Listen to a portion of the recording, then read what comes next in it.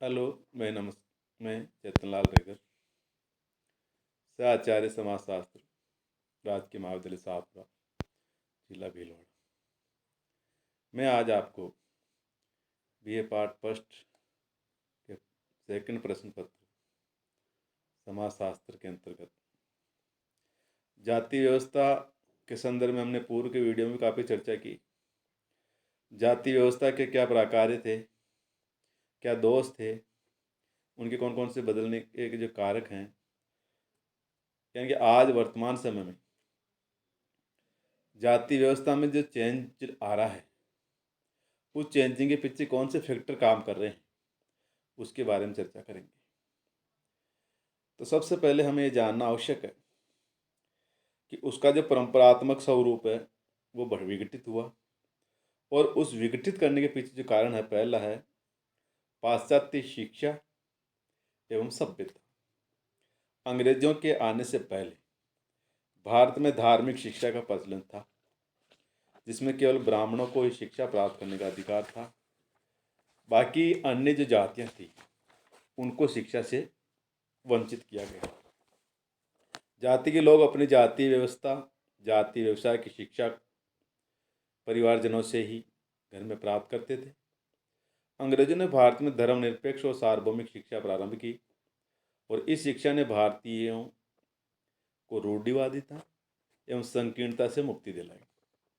लोगों में स्वतंत्रता, समानता, भाईचारे की भावना पैदा की। यानी कि वैज्ञानिक शिक्षा ने लोगों में तार्किक दृष्टिकोण का विकास किया, जिसके फलस्वरूप क्या हुआ कि जाति व्यवस्था कमजोर हुई, निर्बल हुई। अंग्रेजों के भारत में करीब करीब 150 वर्षों के शासन के कारण भारत में पश्चिमी सभ्यता एवं संस्कृति संपर्क हुआ, और पश्चिम के व्यक्तिवाद, उदारवाद, भौतिकवाद, उपयोगितावाद ने यहाँ के नवीन विचारों को बढ़ावा दिया। धन का एवं व्यक्ति के गुणों का महत्व बढ़ा। प्रेम विश्वास, प्रेम विवाह, अंतर्जातीय विवाह के कारण जाति के जो बंधन थे वो कमज़ोर हुए, और खान पान संबंधी जो कठोरता, जो नियम थे कठोरतापूर्ण, वो भी कमज़ोर हुए। दूसरा, जो जाति व्यवस्था में परिवर्तन लाने के पीछे जो कारक जिम्मेदार हैं वह है औद्योगिकरण एवं नगरीकरण। औद्योगिकरण के कारण भारत में बड़े बड़े कारखानों की स्थापना हुई, जिससे सभी जातियों के लोग साथ साथ काम करने लगे। इससे पूर्व प्रत्येक जाति का अपना अलग व्यवसाय था, तो औद्योगिकरण में यह संभव नहीं था कि चमड़े के कारखाने में केवल चमार या कपड़े के कारखाने में केवल जुलावे ही कार्य करें। सभी जाति के लोग द्वारा एक ही कारखाने में साथ साथ काम करने से उनमें पारस्परिक समझ बढ़ी, और जातिगत जो भेदभाव हुए वो दूर हुए। तो सभी जातियों के मजदूरों ने मिलकर एक ट्रेड यूनियन बनाई, और एक ही दल, झंडे और कार्यक्रम के आधार पर संघर्ष करने लगे। तो नगरों में सभी जातियों के लोग साथ साथ रहने लगे। इससे इसके बीच में जातिगत जो भेदभाव है वो समाप्त हुए। तीसरा जो कारक है, धन का बढ़ता प्रभाव। वर्तमान समय में जन्म के स्थान पर व्यक्तिगत गुण और धन का महत्व बढ़ा। व्यक्ति का मूल्यांकन अब जाति के आधार पर नहीं बल्कि उसकी प्रॉपर्टी और एबिलिटी के आधार पर होने लगी। तो ये भी जाति व्यवस्था को कमजोर करने में एक कारक के रूप में उभर कर आया। नंबर 4, स्वतंत्रता आंदोलन। अंग्रेजों से मुक्ति पाने के लिए स्वतंत्रता आंदोलन के दौरान हमारे राष्ट्रीय नेताओं ने सभी देशवासियों को जातिगत भेदभाव को भुलाकर आंदोलन में भाग लेने के लिए आह्वान किया। जिसका परिणाम ये हुआ कि विभिन्न धर्मों, जातियों एवं भाषा से संबंधित लोगों में एक झंडे के नीचे एकत्रित होकर के सत्याग्रह और अनेक आंदोलन किए। तो सभी जातियों के लोग जेलों में साथ साथ रहे, खाते पीते थे, उठते बैठते थे। इससे भी जातिगत भेदभाव समाप्त हुआ। नंबर 5, प्रजातंत्र की स्थापना। स्वतंत्रता प्राप्ति के बाद देश में प्रजातंत्र की स्थापना हुई। नवीन संविधान में रंग, लिंग, जन्म, धर्म आदि के आधार पर जो किसी के प्रति भेदभाव न बरतने का उल्लेख किया गया। साथ ही सभी देशवासियों को समान मौलिक अधिकार प्रदान किए गए। तो ये सब प्रजातांत्रिक विचार के कारण ही हुआ। नंबर 6, धार्मिक आंदोलन। ब्रह्म समाज, आर्य समाज, प्रार्थना समाज, रामकृष्ण मिशन तथा नानक, नामदेव, तुकाराम, कबीर आदि संतों ने जातियों के जो दोषों की कटु आलोचना की और जातिगत जो छुआछूत ऊंच नीच की भावना उसको समाप्त करने में उन्होंने योगदान दिया। नंबर 7, यातायात एवं संचार के साधनों में उन्नति। यातायात एवं संचार के नवीन साधनों के कारण भी लोगों में गतिशीलता बढ़ी। विभिन्न प्रांतों, धर्मों, जाति के आधार पर जो लोग हैं ये सब लोग रेल, बस एवं वायुयान से साथ साथ यात्रा करने लगे और उनमें संपर्क बढ़ा, समानता के भाव पनपे, छुआछूत की भावना कम हुई और खान पान के नियमों में कमजोरी या शिथिलता आई। इसी प्रकार नंबर 8, स्त्री शिक्षा का प्रसार। जब स्त्रियों में शिक्षा का प्रसार हुआ तो उन्होंने जातिगत बंधनों को तोड़ा और जाति प्रथा के कारण उनको जो यातनाएं का सहन करना पड़ रहा था उसके प्रति उन्होंने विद्रोह किया। उन्होंने भी जाति के संबंधित जो विवाह या खान पान के नियम को चुनौती दी। तो नवीन शिक्षा प्राप्त स्त्रियां जाति बंधनों से स्वीकार नहीं करती है। नंबर 9, संयुक्त परिवार का विघटन। तो जॉइंट फैमिली ने भी जाति प्रथा को कमजोर किया है, क्योंकि जॉइंट परिवार में जातिगत नियमों का जो पालन वो कठोरतापूर्वक किया जाता था, लेकिन उसके स्थान पर जब एकाकी परिवार की स्थापना हुई तो जाति का जो पोषण करने वाले विचारों में कमी आई। नंबर 10, जाति पंचायतों का ह्रास। जाति प्रथा को दृढ़ता प्रदान करने में जाति पंचायतों एवं ग्राम पंचायतों ने महत्वपूर्ण भूमिका निभाई। जाति नियम का उल्लंघन करने वालों को जाति पंचायतें दंड भी देती थी और उनके डर से सभी लोग जाति नियम का पालन करते थे। किंतु जब जाति पंचायतें समाप्त हुई तो जाति प्रथा भी कमजोर हुई। नंबर 11, जजमानी प्रथा की समाप्ति। जजमानी प्रथा में भी एक जाति दूसरी जाति की सेवा करती है, उसमें पारस्परिक निर्भरता थी। किंतु जब औद्योगिकरण हुआ, नए व्यवस्थाओं की स्थापना हुई तो जजमानी प्रथा टूटी और लोग अपने जातीय व्यवसाय के स्थान पर अन्य व्यवसाय करने लगे। इससे भी जाति व्यवस्था संबंधित जो बाध्यता वो समाप्त हुई। इस प्रकार नंबर अंतिम 12 है, नवीन कानूनों का प्रभाव। ब्रिटिश काल से ही कई कानून बने जो जाति प्रथा के विरुद्ध थे। हिंदू विवाह वेदकरण अधिनियम 1954, विशेष विवाह अधिनियम 1954, हिंदू विवाह अधिनियम 1955 आदि में विभिन्न धर्मों जाति के स्त्री पुरुषों के बीच विवाह संबंधों को वैध घोषित किया गया। इससे जाति अंतर विवाह के नियम में कमजोरी आई, शिथिलता आई। 1955 के अस्पृश्यता अपराध अधिनियम द्वारा छुआछूत को समाप्त कर दिया गया। भारतीय संविधान के अनुच्छेद 15 के अनुसार राज्य किसी भी नागरिक के प्रति धर्म, मूल वंश, जाति, लिंग, जन्म स्थान के आधार पर भेदभाव नहीं करेगा। अनुच्छेद 17 के अनुसार छुआछूत का अंत कर दिया गया और संविधान में भारत को एक धर्मनिरपेक्ष राज्य घोषित किया गया। तो धर्म के महत्व के कुछ कम हो जाने से साथ ही साथ जाति व्यवस्था का महत्व भी कुछ घटने लगा। तो इस प्रकार से वर्तमान समय में जाति व्यवस्था में कई व्यवस्था जो कारक हैं उसके कारण जाति व्यवस्था में परिवर्तन आए। अब बात करते हैं हम जाति व्यवस्था में वर्तमान में क्या परिवर्तन हुए।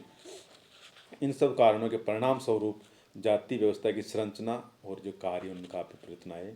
उसमें पहली जो स्थिति बनी वो है ब्राह्मणों की स्थिति में गिरावट। जाति प्रथा के अंतर्गत सामाजिक, धार्मिक एवं आर्थिक तथा राजनीतिक क्षेत्रों में ब्राह्मणों का विशेष महत्व भी था और प्रभुत्व था। किंतु वर्तमान में इन व्यक्तिगत गुणों और धन का महत्व बढ़ जाने के कारण निम्न जाति के व्यक्ति भी शिक्षा ग्रहण करके, धन संचय करके, चुनाव में विजय प्राप्त करके अपनी सामाजिक, आर्थिक और राजनीतिक स्थिति को ऊंचा उठाने में सफल रहा, जिसका परिणाम स्वरूप ब्राह्मणों की निम्न जातियों के अधिकारियों को भी अधीन उनके कार्य करना पड़ा। धार्मिक क्रियाओं, पूजा पाठ आदि के महत्व कम हो जाने के कारण भी ब्राह्मणों की जो परंपरागत प्रभुता थी इसको ठेस पहुंची। इसी प्रकार जातीय संस्करण में परिवर्तन। जाति प्रथा में विभिन्न जातियाँ एक संस्करण पाया जाता है।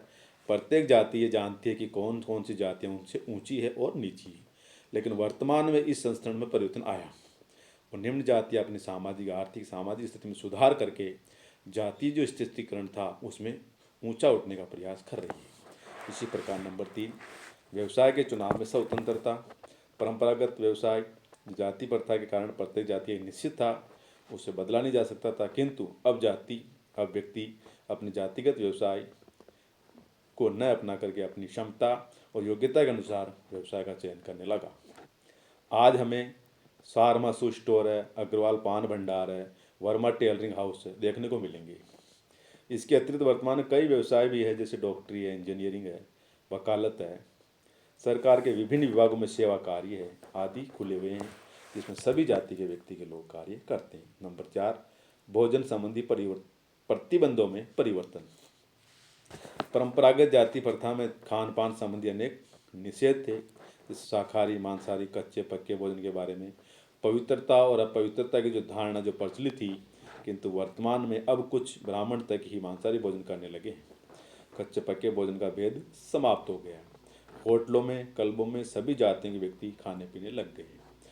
इसलिए भोजन संबंधी जो प्रतिबंध है उसमें भी परिवर्तन आया। नंबर 5, जन्म के महत्व में कमी। जाति व्यवस्था में जन्म का अधिक महत्व था।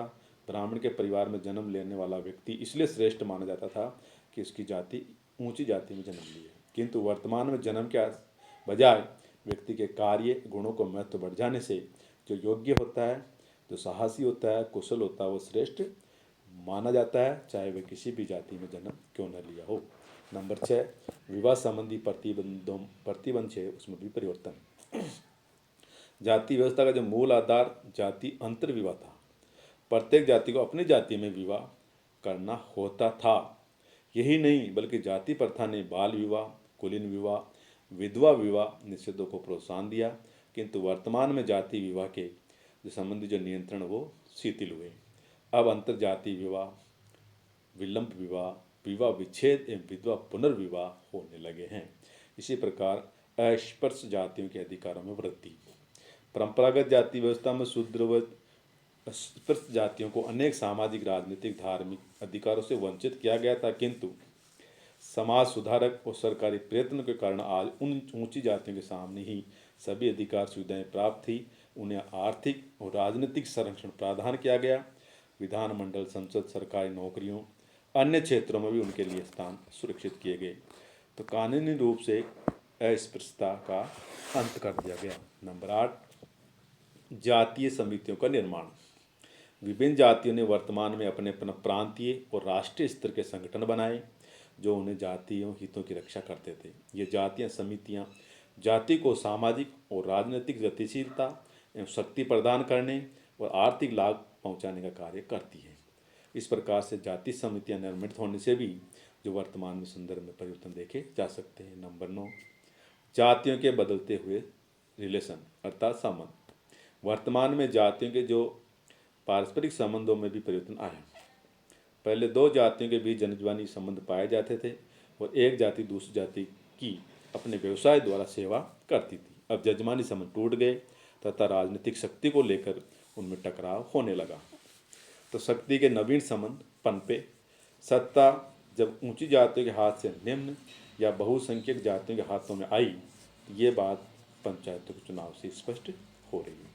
तो इस प्रकार से वर्तमान समय में जाति व्यवस्था में परिवर्तन भी आए, जिसके बारे में हमने भी चर्चा की। थैंक यू, धन्यवाद।